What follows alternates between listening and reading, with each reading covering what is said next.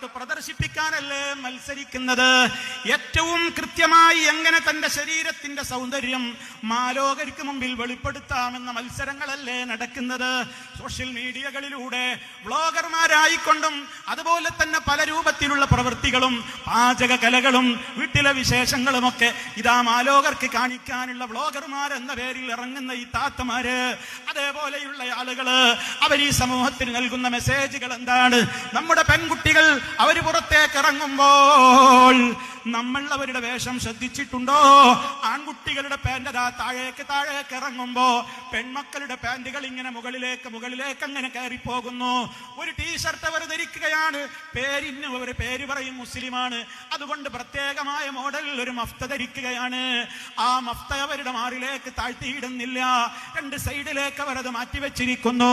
കലാലയങ്ങളിൽ എത്തുമ്പോഴേക്ക് അധ്യാപകരുടെ ക്ലാസ്സിലേക്ക് അവർ കയറുന്നതിന്റെ മുമ്പ് അവരുടെ സ്കൂൾ ബാഗ് അവർ കരുതി വെച്ചിട്ടുള്ള മേക്കപ്പ് സെറ്റുകൾ ഒരു 3-4 തവണ അവർ തുറന്നിട്ട് കൊച്ചു കണ്ണാടിയിൽ നോക്കി അവർ ചുണ്ട് ചുവപ്പിക്കുന്നു, അവർ റൂഷ് പുരട്ടുന്നു, മസക്കാര ഉപയോഗിക്കുന്നു. ഏതേത് വിധത്തിലുള്ള കാര്യങ്ങളാണോ അതൊക്കെയും അവർ ചെയ്യുകയാണ്. ഇതൊക്കെ ഭർത്താവിന്റെ മുമ്പിൽ അണിഞ്ഞൊരുങ്ങണം എന്ന് പഠിപ്പിച്ച ഇസ്ലാമിനോട് അവർക്ക് പുച്ഛം തോന്നുന്നു. ആ കുട്ടികൾ, അങ്ങനെയുള്ള മക്കൾ സ്കൂളിൽ നിന്ന് പുറത്തേക്ക് ഇറങ്ങുമ്പോ അതാ സ്ട്രീറ്റിലൂടെ ചില വ്ളോഗർമാര് വരുന്നു, ഒരു മൈക്കും ഒരു ക്യാമറയും തോളിൽ തൂക്കിയിട്ട് നാണമില്ലാത്ത ചില തെമ്മാടികളായ ആളുകൾ നമ്മുടെ മക്കളെ നിർത്തിയിട്ട് ചോദിക്കുകയാണ്, സെക്സ് ചോദിക്കാൻ നിങ്ങൾക്ക് മടിയുണ്ടോ? നിങ്ങളോടൊരാൾ സെക്സ് തരുമോ എന്ന് ചോദിച്ച അഭിപ്രായം എന്താണ്? തട്ടമിട്ട് നമ്മുടെ സമൂഹത്തിലെ പെൺകുട്ടികൾ പോലും പറയുകയാണ്, അതിലിപ്പോ വലിയ തകരാറൊന്നും തോന്നുന്നില്ല, എനിക്ക് താല്പര്യമൊന്നുമില്ല, പക്ഷേ എല്ലാവരും അങ്ങനെ താല്പര്യം പറയാൻ പാടില്ലെന്ന് പറയാനും ഞാൻ ആളല്ല. അപ്പൊ ഫ്രീ സെക്സിന് സ്വാതന്ത്ര്യം വേണമെന്ന് പറയുന്ന ആളുകൾ, വിവാഹം കഴിഞ്ഞാലും മറ്റൊരാളുടെ കടപ്പറയിലേക്ക് പോകുന്ന ഭർത്തൃമതിയായ പെണ്ണിനെ കുറിച്ച് അഭിപ്രായം എന്താണെന്ന് ചോദിക്കുമ്പോൾ അതൊന്നും ഇന്നത്തെ കാലഘട്ടത്തിൽ ഒരു പ്രശ്നമുള്ള കാര്യമല്ല എന്ന് കാലം അറിയില്ലേ എന്ന ഒരൊറ്റ പേരും പറഞ്ഞുകൊണ്ട് തോന്നിവാസങ്ങൾക്കുള്ള മറുപടികൾ ഒപ്പിച്ചുകൊണ്ട് സ്ട്രീറ്റിൽ ഇറങ്ങുന്ന തെമ്മാടിക്കൂട്ടങ്ങളായ അത്തരത്തിലുള്ള ആളുകളോട് ഒരു ലജ്ജയും കൂടാതെ മറുപടി പറയുമ്പോ, ഉമ്മ നിങ്ങൾ മനസ്സിലാക്കിയോ? നിങ്ങൾ ഖബറിൽ കിടക്കുമ്പോ, ഈ മോള് ഖബറിലെത്തുമ്പോ മുത്ത് മുസ്തഫയെ കുറിച്ചുള്ള ചോദ്യത്തിന്, അള്ളാഹിനെ കുറിച്ചുള്ള ചോദ്യത്തിന്, ഇസ്ലാമിനെ കുറിച്ചുള്ള ചോദ്യത്തിന് അണുപ്പൈ തീർത്തുകൊണ്ട് കൃത്യമായി മറുപടി പറയാൻ നമുക്ക് സാധ്യമാകുമോ? ഓരോരുത്തരും അവരവരോടൊന്ന് ചോദിക്ക്. ഏത് സമയത്തും എനിക്ക് എന്റെ ഇഷ്ടത്തിനനുസരിച്ച് ഇങ്ങനെ ഒരു ഫ്ലെക്സിബിലിറ്റി, ആ രൂപത്തിൽ ഇങ്ങനെ ഒരു അലാസ്റ്റിക് പരുവത്തിൽ നീട്ടാനും കുറക്കാനും ഉള്ളതല്ല ദീനുൽ ഇസ്ലാം എന്ന് മനസ്സിലാക്കണം.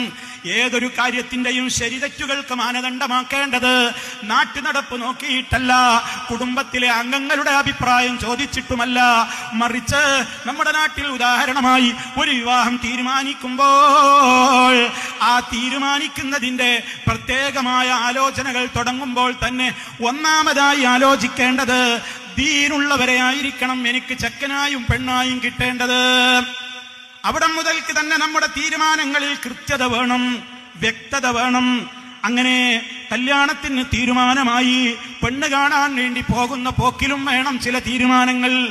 ഇസ്ലാമാണ് മാനദണ്ഡം, നാട്ടു നടപ്പല്ല. അങ്ങനെ കാണാൻ പോക്കെന്ന് പറഞ്ഞുകൊണ്ട് ഒരുപാട് ആളുകളുടെ മുമ്പിലേക്ക് പെണ്ണൊരുങ്ങി വരൽ ഇസ്ലാമിലുള്ളതല്ല. ആരാണോ വിവാഹം കഴിക്കാൻ ഉദ്ദേശിക്കുന്നത് അയാൾക്ക് മാത്രമേ നിങ്ങൾ പെണ്ണിനെ കാണിച്ചു കൊടുക്കാവൂ ആണുങ്ങളുടെ കൂട്ടത്തിൽ.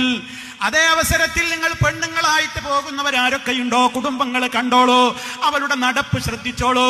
അവൾക്ക് വല്ല മുടന്തുമുണ്ടോ, വല്ല ശാരീരികമായ അസ്വസ്ഥതകളുമുണ്ടോ, അത് കാണേണ്ടത് നിങ്ങൾ പെണ്ണുങ്ങളാണ്. അതിനൊന്നും ഇസ്ലാം എതിര് പറഞ്ഞിട്ടില്ല. അതേ അവസരത്തിൽ ഒരുപാട് ആളുകളുടെ മുമ്പിലേക്ക് ഒരു പെണ്ണിനെ അങ്ങ് പ്രദർശിപ്പിക്കുന്നത് ഏത് ഇസ്ലാമിന്റെ നിയമമാണ്? ഇതൊക്കെ പറയുമ്പോൾ പുച്ഛം തോന്നുന്ന ആളുകൾ ഉണ്ടാകും. പക്ഷേ ഖബറിൽ കിടക്കുമ്പോ മുത്ത് മുസ്തഫയെ കുറിച്ച് ചോദിക്കുമ്പോ ആ നബി ഞങ്ങൾക്ക് കൊണ്ടുവന്ന ബയ്യിനാത്തും ഹുദകളുമൊക്കെ കേട്ടവരാണ്, ഞങ്ങൾ അംഗീകരിച്ചവരാണ്, പിന്തുടർന്നവരാണെന്ന് റഹ്മാനായ റബ്ബിന്റെ മുമ്പിലും കോടതിയിലുമൊക്കെ പറയാനാകണേ എന്ന ആത്മാർത്ഥത കൊണ്ടാണ് പറയുന്നത്. സ്വീകരിക്കുന്നവർക്ക് സ്വീകരിക്കാം, തള്ളുന്നവർക്ക് തള്ളാം. ഇനിയുണ്ടൊരു കാണാനുള്ളൊരു പോക്ക് മാത്രമല്ല, ഉറപ്പിച്ചാൽ പിന്നെ പണ്ടൊക്കെ ഒരു കേവലം ഒരു മിഠായി കൊടുക്കൽ എന്ന പേരും പോയിട്ട് മിഠായിയുടെ ലോറികളാ പോകുന്നത്. മിഠായി ഒന്നാകെ വലിയ പിരമിഡ് രൂപത്തിലാക്കിയിട്ട് ക്രെയിന് കൊണ്ടാണ് വീടിന്റെ ഉള്ളിലേക്ക് കയറ്റുന്നത്. ക്രെയിനിൽ മിഠായി കൊണ്ടുപോയി ചേർക്കുക. ആ രൂപത്തിലുള്ള തെമ്മാടിത്തങ്ങൾ, ആർഭാടങ്ങൾ, എന്നിട്ടതൊരു ഏൽപ്പിക്കൽ. അവിടെ കുറെ ഫോട്ടോഷൂട്ടുകൾ, അവിടെ കുറെ നഗ്നതാ പ്രദർശനങ്ങൾ. അവിടുന്ന് അങ്ങോട്ട് കല്യാണം തീരുമാനിച്ചു കഴിയുമ്പോൾ പിന്നെ ഹൽദി മഞ്ഞക്കല്യാണം, മഞ്ഞൾ വാരി തേക്കലെന്നും മഞ്ഞ ഡ്രസ് ഉടുക്കലും എന്ന് പറഞ്ഞുകൊണ്ട്, അതുപോലെ തന്നെ മെഹന്തി മൈലാഞ്ചി എന്ന് പറഞ്ഞുകൊണ്ട്, ഇപ്പോൾ അതാ ചിലയിടങ്ങളിലൊക്കെ പിന്നീട് പുതുപെണ്ണിനെ കൊണ്ടതാ ഉരൽ കല്യാണവും ഒലക്ക കല്യാണവും ഒക്കെ വരുന്നുവത്രേ. പെണ്ണിനെ ചമയിച്ചൊരുക്കിയിട്ട് ആ പെണ്ണിന്റെ കയ്യിലേക്ക് ഒലക്ക കൊടുക്കുകയാണ്. ഉരളിൽ ഇത്തിരി നെല്ലോ ധാന്യമോ ഒക്കെ ഇട്ടിട്ട് അവളെ കൊണ്ട് ഇടിപ്പിക്കുന്നു, മുറം കൊണ്ട് അരി ചേറുന്നു. അതുപോലെ തന്നെ ഒരുപാട് കോമാളികൾ നടത്തുന്നു. JCBയിലാണ് പുതിയാപ്പളയെ കൊണ്ടുപോകുന്നത്. അതങ്ങനെ തന്നെയാണ് ചിലർക്കൊക്കെ തോന്നിയത്. ചപ്പുചവറ് കൊണ്ടുപോകാൻ JCB തന്നെയാണ് നല്ലതെന്ന് ഇപ്പോഴത്തെ ചെറുപ്പക്കാർക്ക് തോന്നുകയാണ്. ഞാനൊരു ചപ്പാണ്, ഞാനൊരു ചവറാണ്, ഞാനൊരു മാലിന്യ കൂമ്പാരമാണ്, എനിക്ക് പോകാൻ അത് തന്നെയാണ് നല്ലതെന്ന് ആർക്കൊക്കെയോ തോന്നിയപ്പോൾ, ഓ പ്രിയപ്പെട്ട എന്റെ ശബ്ദം ശ്രവിക്കുന്ന യുവതി യുവാക്കളെ, നിങ്ങൾ അതിനൊരിക്കലും നിന്നു കൊടുക്കരുത്. വിവാഹം എന്ന് പറയുന്നത് ഏറ്റവും സുന്ദരമായ ഒരു നിമിഷമാണ്.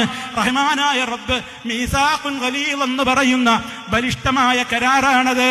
ഇനി അതേപോലെ തന്നെ പെണ്ണിനെ ചമയിച്ചൊരുക്കുകയാണ്. ആ പെണ്ണെന്ന് എങ്ങനെയാണ് നിസ്കരിക്കുക?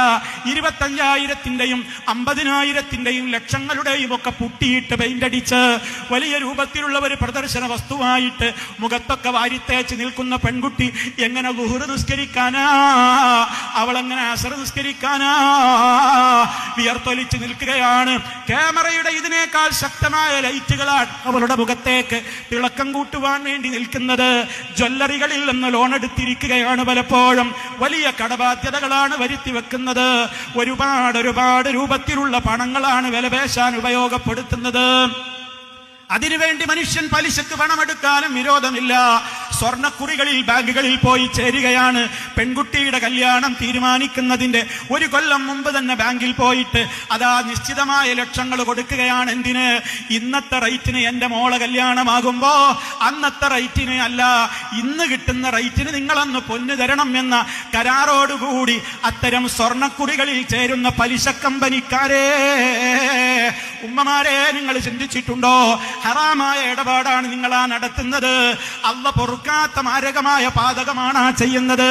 സ്വർണം ബിസിനസ്സിൽ ഏർപ്പെടുമ്പോ സ്വർണം യദൻ ബിയദിൻ, ബൈ ഹാൻഡ്, റൊക്കമായിട്ടല്ലാതെ സ്വർണത്തിന്റെ കച്ചവടമില്ല, അതിൽ കടം പറയലില്ല, ക്യാഷ് കൊടുത്ത് റെഡി ക്യാഷ് കൊടുത്ത് പൊന്നുവാങ്ങലല്ലാത്ത ആ രൂപത്തിലുള്ള ഒരു ഇടപാട് സ്വർണ്ണക്കുറികളിലോ ആ പേരുകളിലോ ഉള്ളതിലൊന്നും ആരും കുടുങ്ങിപ്പോകണ്ട എന്ന് ഓർമ്മപ്പെടുത്തുകയാണ് ഞാൻ പറഞ്ഞു വരുന്നത്.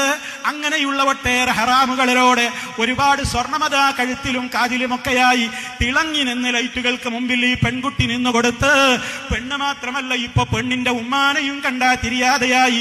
ഇതുവരെ കണ്ടിരുന്ന കുടുംബക്കാർക്ക് പെണ്ണിന്റെ ഉമ്മാനെ മനസ്സിലാകാതെ ഉമ്മയെവിടെ എന്ന് തിരക്കുകയാണ്. കാരണം ഉമ്മയും ബ്യൂട്ടി പാർലറിൽ പോയിട്ടാ വരുന്നത്. ഉമ്മയെയും മോളെ ചമയിച്ചപ്പോൾ ചമയിച്ചൊരുക്കിയിരിക്കുകയാണ്. ആണുങ്ങളുടെ മുമ്പിലേക്കാണ് ഈ ഇറങ്ങി വരുന്നത്. അതിങ്ങനെ വലിയ ലൈറ്റിട്ട് പല്ലക്കിലായി ആനന്ദിച്ച് ആർമാദിച്ചുകൊണ്ട് അങ്ങനെ സ്റ്റേജിലേക്ക് കയറുകയാണ്. അവിടെ ആണും പെണ്ണും തമ്മിൽ കൂട്ടിപ്പിടിക്കുകയാണ്, ചുംബനമർപ്പിക്കുകയാണ്, പാല് കുടിപ്പിക്കുകയാണ്, പഴം തീറ്റിക്കുകയാണ്. അതൊക്കെ ക്യാമറക്കാർ അത്യാനന്ദത്തോടെ പോസ്റ്റ് ചെയ്ത് അതൊക്കെ അവരുടെ ക്യാമറയിൽ അവരെ പകർത്തുകയാണ്. അത് ലക്ഷങ്ങളാണ് പിന്നീട് പ്രവാസ ലോകത്തും ഗൾഫ് നാടുകളിലുമൊക്കെ കണ്ട് ആസ്വദിക്കുന്നത്, ആനന്ദിക്കുന്നത്. ഏത് ഇസ്ലാമിന്റെ പേരിലാ പ്രിയമുള്ളവരെ ഇതൊക്കെ പറയേണ്ടവർ പറയുന്നു എന്നതല്ലാതെ ഇതിനൊന്നും ഒരു മാറ്റവും നിങ്ങൾ പ്രതീക്ഷിക്കണ്ട എന്ന് ഒരു പക്ഷേ ഇത് കേൾക്കുന്ന ആരെങ്കിലും ചിന്തിക്കുന്നുവെങ്കിൽ ഒരു കാര്യമാണ് ഓർമ്മപ്പെടുത്താനുള്ളത്. റഹ്മാനായ റബ്ബിന്റെ കോടതിയെ ഭയപ്പെടാത്തവരല്ലല്ലോ എല്ലാവരും. പരിശുദ്ധ ഖുർആൻ പറഞ്ഞില്ലേ, ഫദക്കിർ ബിൽ ഖുർആൻ മൻ യഖാഫു വഈദ്. ഓ നബിയെ, ഖുർആൻ കൊണ്ട് താക്കീത് ചെയ്യണേ. എല്ലാവർക്കും ഉപകാരപ്പെടില്ല. മൻ യഖാഫു വഈദ്, താക്കീദിനെ പേടിക്കുന്നവരോടാണ് ഈ സംസാരം. ഫദക്കിർ നബിയെ, ഉത്ബോധനം നടത്തൂ. എല്ലാവർക്കും ഉത്ബോധനം കൊണ്ട് കാര്യമുണ്ടാവില്ല എന്ന് റഹ്മാനായ റബ്ബ് തന്നെ പറഞ്ഞിട്ടുണ്ട്. അതല്ലേ അടുത്ത വാചകം, ഫഇന്ന ദിക്റാ, തീർച്ചയായും ഉത്ബോധനങ്ങളും ഉപദേശങ്ങളും ഒക്കെ എല്ലാവർക്കും ഉപകരിക്കൂല. തൻഫഉൽ മുഅ്മിനീൻ, ഈമാനുള്ളവർക്ക് ഉപകരിക്കും. അതുകൊണ്ടായി പറയുന്നത്. ഇനി ഏതെല്ലാം തോന്നിവാസങ്ങളാ അതിന്റെ പേരിലൊക്കെയും നടക്കാൻ ബാക്കി. എല്ലാ തോന്നിവാസങ്ങളും നടക്കുകയാണ്. എന്നിട്ട് ഉമ്മയും ബാപ്പിയൊക്കെ പറയണ്, ഇപ്പോഴത്തെ കുട്ടികളൊരു കാര്യേ, കുട്ടികളെ അല്ലേ, അവരുടെ കാലല്ലേ, ഒന്നും പറഞ്ഞിട്ട് കാര്യമല്ല മക്കളെ എന്നൊക്കെ ഇങ്ങനെ പറയാണ്. നിങ്ങൾ ഖബറിലേക്കാണ് വെക്കുമ്പോ ഇത് പറയോ? മുൻകർ നക്കീർ വന്ന് ചോദിക്കുമ്പോ ഞാനല്ലായിരുന്നു മക്കളായിരുന്നു എന്ന് പറയോ? പരലോകത്തെ മക്കളെ കാണുമ്പോ ഓടൂലേ? പാപ്പയെ കാണുമ്പോ മക്കളോടൂലേ? ഭാര്യയെ കാണുമ്പോ ഭർത്താവോടൂലേ? ഭർത്താവിനെ കാണുമ്പോ ഭാര്യ ഓടൂലേ? ആരെയാണ് അവിടെ വേണ്ടത്? ആർക്കെങ്കിലും അവിടെ ആരെങ്കിലും സഹായിക്കാൻ പറ്റുമോ? ആ ദിനം ഭയപ്പെടുന്നവരോടാണ് ഞാൻ സംസാരിക്കുന്നത്. അതുകൊണ്ടാ പറയുന്നത്, വിവാഹ മേഖലയിലാണെങ്കിലും കലാലയങ്ങളിലാണെങ്കിലും എവിടെയാണെങ്കിലും. നേരത്തെ ഇവിടെ സൂചിപ്പിച്ചില്ലേ ഒരു ഡാൻസിനെ കുറിച്ച്? നമ്മുടെ സർക്കാരിന്റെ ഒരു പൊട്ടപ്പോയത്തരമാണ് ഇപ്പോൾ ഈ കടന്നു കേൾക്കുന്നത്. എന്തൊരു വിദ്യാഭ്യാസ വിചക്ഷണന്മാരാണ് ഇപ്പോൾ ഈ തലപ്പത്തിരിക്കുന്നത് എന്ന് എനിക്ക് എത്ര ആലോചിച്ചിട്ടും പിടികിട്ടുന്നില്ല. ലഹരിക്കെതിരെയാണത്രേ സൂംബ ഡാൻസ് തുടങ്ങുന്നത്. ലഹരി മനുഷ്യൻ ഉപയോഗിക്കുന്നത് എന്തുകൊണ്ടാണത്രേ? സ്ട്രെസ്സാണത്രേ, വിഷാദമാണത്രേ, മനസ്സിന്റെ സംഘർഷം കൊണ്ടാണത്രേ. അപ്പൊ അതുകൊണ്ട് മനസ്സംഘർഷം കുറക്കാൻ സൂംബ ഡാൻസ് എന്തൊരു വലിയ രൂപത്തിലുള്ള വിരോധാഭാസമാണ് ഈ ഡാൻസ് എന്ന് പറയുന്ന പരിപാടി. അത് ടീച്ചർമാരും മാഷുമാരും ആൺകുട്ടികളും പെൺകുട്ടികളും അതൊരുമിച്ച് അവരങ്ങനെ തുള്ളണമെങ്കിൽ നമ്മൾ ഈ പറയുന്ന ഇസ്ലാമിന്റെ വേഷം ധരിച്ചുകൊണ്ട് അത് പറ്റൂല. അതുകൊണ്ട് സൂംബ ഡാൻസിന് ഒപ്പിച്ച ഒരു യൂണിഫോം ഉണ്ടാക്കും. അതിങ്ങനെ ആടിക്കളിക്കുന്ന തൂങ്ങിക്കളിക്കുന്ന ലൂസുള്ള ഡ്രസ്സൊന്നും ആ ഡാൻസിന് പറ്റൂല. അതുകൊണ്ട് തന്നെ നല്ല ടൈറ്റ് ഫിറ്റുള്ള ഡ്രസ്സ് വേണ്ടി വരും. എന്നിട്ടാണും പെണ്ണും തന്നെ ഒരുമിച്ച് തന്നെ അവിടെ കളിക്കും. അതുപോലെ തന്നെ അത് മണിക്കൂറുകളോളമുള്ള തുള്ളലുകളാണ്, ആട്ടങ്ങളാണ്. അതിനൊക്കെ ഒരു ഗാംഭീര്യം കിട്ടാൻ പിന്നെ എന്ത് ചെയ്യും? ലഹരി ഉപയോഗിക്കും. അവിടെ MDMA കടന്നു വരും, അവിടെ കഞ്ചാവ് കടന്നു വരും, അവിടെ മയക്കുമരുന്ന് കടന്നു വരും. എന്തിനാ സൂംബ നടപ്പാക്കിയത്? ലഹരിക്കെതിരെ. ആ സൂംബയിലൂടെ തന്നെ ഇവിടെ വരാൻ പോകുന്നത് ലഹരിയുടെ വ്യാപനമാണ്, മോശപ്പെട്ട പ്രവർത്തനങ്ങളാണ്. പ്രിയപ്പെട്ട മുസ്ലിം അധ്യാപകന്മാരെ, മുസ്ലിം രക്ഷിതാക്കളെ, മുസ്ലിം ഉപ്പമാരെ, ഉമ്മമാരെ, വിദ്യാർത്ഥികളെ, നിങ്ങളതിന് ചേരണ്ട. അത് റഹ്മാനായ റബ്ബിന് പൊരുത്തമില്ലാത്ത സംഗതിയാണ്. അതിന്റെ നിയമം നമുക്ക് യോജിക്കുന്ന വിധത്തിലല്ലാത്ത ഒരവസ്ഥയിലാണ് വരാൻ പോകുന്നതെങ്കിൽ അതിലേക്ക് നമുക്ക് കാതു കൊടുക്കേണ്ടുന്ന കാര്യമില്ലല്ലോ. നമ്മൾ ആലോചിക്കണം, എവിടെയാണ് ഇസ്ലാമികമായ കാര്യങ്ങൾക്ക് വിരുദ്ധമായി വരുന്നത്? അത് രാജ്യവിരുദ്ധമായ കാര്യമായിട്ടല്ല, രാജ്യത്തിന് എതിര് ചെയ്യലല്ല.